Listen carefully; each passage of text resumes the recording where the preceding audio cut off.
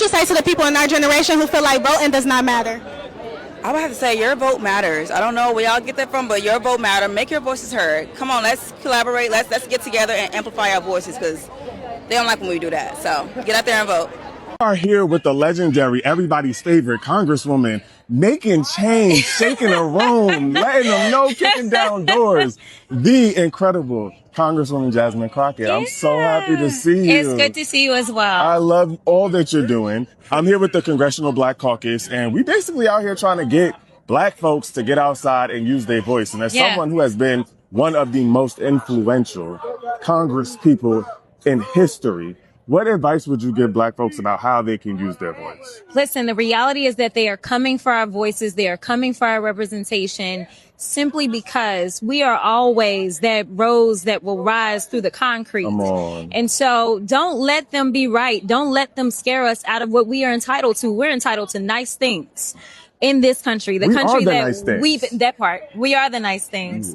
But we built this country from the ground. So there is no reason that we should ever succumb or decide that our voices are going to be removed from the conversation by us or allow anybody to try to remove us from the conversation. That's the word. I'm so happy to meet you in person, live, and I love everything you do. And I'm always rooting for you because listen, you're going to say what the people need to hear. Man, because he always speaking truth to power. I love it. I love you. I love you. Mayor of Los Angeles, Karen Bass, and former member of the Congressional Black Caucus. That's right. I am Congresswoman Sydney Kamlager Dove. I actually replaced our now mayor, Karen Bass, and we are both CBC members, former and emerita. Love it. So we are really here with the people, and we are on the ground trying to get young black people to understand the importance of using their voices and getting out and voting, especially as we get close to an election. What advice would you give black folks on why it's so important for them to use their voices and to get out and to do something to make change? Well, I have to say that young black people now have the world of technology in their hands. And what they can do is that they can promote their voices because their voices are more powerful now than it was back in the day of traditional media. So everybody has a voice. Speak out. We cannot allow this administration to erase our history and not allow us to move forward. On what platforms do you think it is important for us to engage both young black voters and the generation before us? Well, I think we should be on all the platforms talking to all of the young people wherever they are. I will also add that the most important voice you have is the power of your vote. And if it wasn't so important, these people would not be working so hard to suppress it, to take it away. We actually have a president who, rather than voting for a housing bill that would help bring down the cost of housing, he scuttled that because he wants the SAVE Act to be passed. And the SAVE Act is all about suppressing your right to vote. So we have to say that on traditional media. We have to go on all the socials. We got to talk to our grannies. We got to talk to the young people underneath us. This is an intergenerational call to action, to register to vote, and to get your black selves out to each and every poll. I love how nice you put black selves, because I was going to tell them to get their black behinds out and go do something. I think it's also important to note that there is a wave of anti-blackness in the universe, trying to suppress our power, asking us to forget our history, which is really all about suppressing the power we have to move into the future. And we are the folks that built this country. We built the White House that this man is in. We built the cities that we're standing in celebrating BET.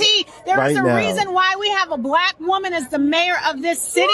So we have to lean into it to make sure that our voices are heard throughout this city, this county, this state, and across the country. So events like this and the Essence Festival next weekend, why are they important to keep celebrating us culturally? Well, we absolutely have to, because our culture, our history, our being is under attack.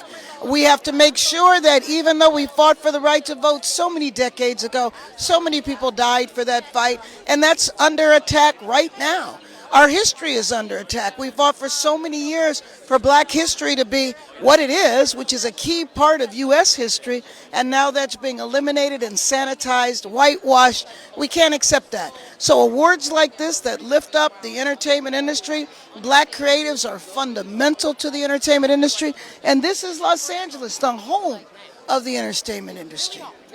And like you said, there's so much going on nowadays. For the young person that wants to be aware politically, what would be the first step that they would need to take? Well, they need to just get involved in the local elections, like the mayoral race that is happening right here in Los Angeles now. But be aware of the campaigns in your city, but also the issues. What's going to be on the ballot? Because even though our young folks might say, well, what difference does it make? Young folks make all the difference in the world. They are the majority now. And so without their vote, things go along without them having a voice. Your vote is your voice. The big Master P, okay? The legend, the man who paved ways for so many black folks in the industry.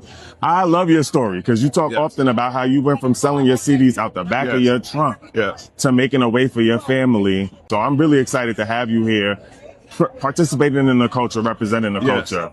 I'm here with the Congressional Black Caucus and the Rolling Sea Action Fund. And we are trying to tell black folks that they need to get out and vote. Because as we know, a lot of the laws that we're seeing be put in place and a lot of the things that are happening in the government are not for us. It is against us. And so I'm wondering, with someone of your stature who has the voice that you have, what advice would you give black folks about using their voice to make change? Well, if you don't use your voice, then you don't have one. You don't have an opinion. You don't have nothing. So if you want to create change, then we got to stick together. We got to talk about it. We got to scream about it. We got to stand on top of the mountain, tell the world that we're not going to quit. We're not going nowhere. And if we want to win, we got to vote. And that's it. Because if you don't say nothing, ain't nothing going to change. And if you won't change, get out there. Let's stick together and let's do the right thing. Let's put the right people in office. And if you ain't going to listen to nobody else, the legend Master P told y'all to get outside and use your voices and vote. I'm here with Mr. Grammy himself. Oh my God. Watching you run up on that stage, my heart was so full. Well, one thing that I did go to Grammys on the Hill to speak to Congress about the use of AI and taking people's likeness and being able to market off of it. So we're just trying to figure out what are some ways in which that we can protect artists. And if there's going to be AI music, then let it have its own category. And also make sure that if you're going to be taking anybody's likeness, then make sure that they're getting compensated for it some kind of way. Come on, because as a creative such as yourself, it is unfair that they're able to take the work that y'all are doing without restrictions. Listen, 61 of my songs are already on AI Watchdog. That's why I was like, oh, that's 75% of the catalog. I wish they would come out with a Duran Bernard AI song. I'll be on your front door. And I'll be behind them. Y'all don't want us on your front door. Please. Okay? I move fast. And I move not as fast. You move heavy. But there you go. I move heavy. I love it. If there was one thing you could leave young black voters and black voters with right now, what would it be? I mean, just that you have so much power, even in communities that are disinvested communities or communities that feel like there's no opportunity. The one thing that you have, if you have optimism and faith, is that ability to change your circumstance. I mean, I'm somebody who grew up very poor, who grew up in foster care, who grew up with all the reasons to not be anything or not to make it. Even people who love me tell me I wasn't going to be nothing. And I still decided that I was worth more than that. And, you know, over the years, I've had lots of viral moments where people will say, you know, he's messy, he's this, he's that. I mean, the president is Donald Trump. So, like, please stop with the bullshit. Like, everything is messy. There's lots of mess around us. But if I can take the mess that I have created and weave it into a crown that allows me to sit as the king of media, somebody who is the vice mayor of the 10th largest city in California, and be able to sit at tables with presidents and world leaders and then Cardi B's and the strippers and, you know, gang members who want to change their life. Like, I just love that every single person, no matter who it is, has the belief that life can be better. I just think that we have to stop allowing people that don't look like us to make it better for them and make it better for all of us. So that's what I'm trying to do, one day at a time. I love that. I really appreciate you for taking time out to meet with us today. And I'm proud of you. I've been watching you. I've been listening to your stories since you first got on television and started your media journey. And it's been a beautiful journey. And I'm excited to be able to speak with you and to keep watching all of the incredible work you're doing in the community. And come to the Impact Awards. You said you were coming next year, June 4th. So y'all heard it here, right? He said, I'm coming. Thank you so much for this honor. Michelle and I built the Obama Presidential Center as a tribute to everyone who made our journey possible. We hope it inspires the generations who come after us to create the change they want to see in the world. So even though our name is on the building, it's not a monument to what we did. It's an entire campus built for the people who are going to take the baton and keep on running. And as of Juneteenth, our doors are officially open. We can't wait for you to come visit and bring change home. So, thank you, BET, and have a great night, everybody.